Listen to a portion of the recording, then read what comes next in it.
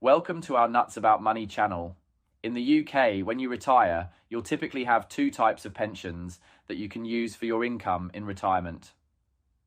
The first is the state pension, which is the pension you'll get from the government when you turn state pension age, which is currently 66 but rising to 68, and if you've paid at least 10 years worth of national insurance contributions over your lifetime and 35 years to get the full amount.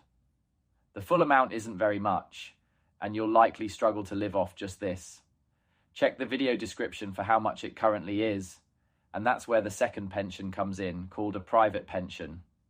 If you've worked in the public sector, like the NHS, you'll often get a set amount per month when you retire, based on things like your salary and how long you've worked there. If you've worked in the private sector, which are regular jobs for companies, you'll typically have a pension pot, such as a £200,000 pension pot, which you've been paying into across your working career.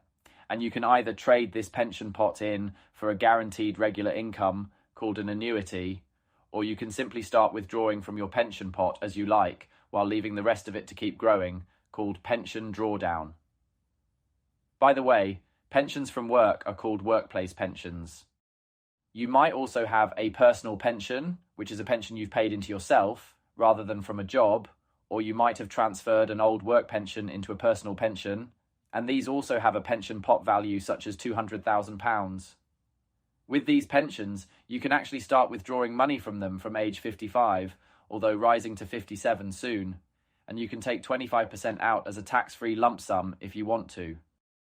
Although we recommend keeping your pension pot growing for as long as possible, until you do decide to retire, as we'll all need a very large pension pot these days in order to afford a comfortable retirement.